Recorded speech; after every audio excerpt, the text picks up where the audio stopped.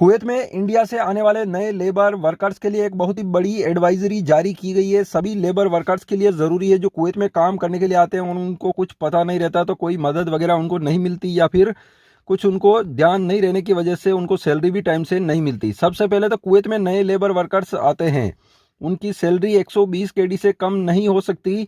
ये एक तरह से कानून बनाया हुआ है गवर्नमेंट का। 120 केडी से कम मिलता है तो कंप्लेंट्स कर सकते हैं।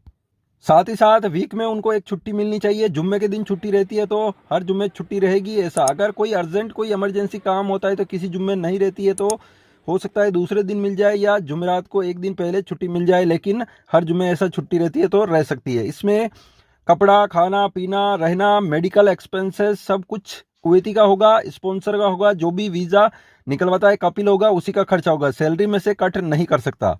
अगर ओवर टाइम करवाता है, जैसे कि ओवर टाइम किया, मान लो कि 15 दिन ओवर टाइम किया, तो उसका जो सैलरी मिलती है हर महीने 30 तारीख को 1 तारीख को उसके साथ मिल जाना चाहिए ओवर टाइम। अगर ओवर टाइम नहीं किया है और नॉर्मल जो सैलरी 120 केडी है वो भी लेट हो जाती है 10 दिन 15 दिन, तो उसमें 130 केडी उसको देना होगा, यानी कि 10 केडी एक्स्ट्रा देना होगा।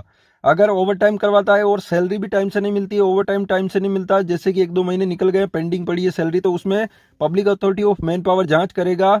सबसे पहले लेबर को एम्बेसी में बताना होगा, उसके बाद में public authority of man power जांच करेगा, उसके बाद में डबल सैलरी देनी होगी। जो स्पॉन्सर होगा कफिल होगा उसको। रोज अगर डेली ओवर टाइम करते हैं तो काम 12 घंटों से ज़्यादा नहीं कराना चाहिए। ये एक तरह से अलाउ नहीं है, क्योंकि 12 घंटे से ज़्यादा लेबर कैसे काम करेगा, थक जाएगा। तो इसमें फोर्स नहीं कर सकता कफिल ज़्यादा काम करवाने के लिए।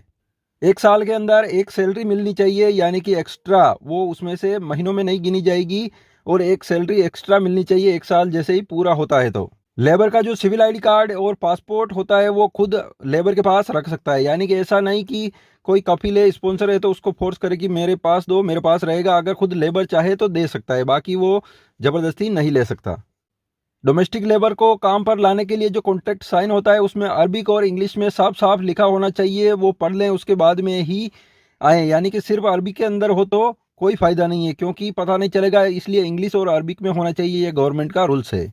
तो कोई भी खादम के लेबर वर्कर्स कुवैत में खादम की वीज़ा पर, डोमेस्टिक वीज़ा पर आते हैं तो ये उनके लिए एडवाइजरी थी, ज़रूरी है जानना सभी के लिए। चैनल को सब्सक्राइब जरूर करें ताकि कुवैत की आने वाली खबरें मिस ना हो।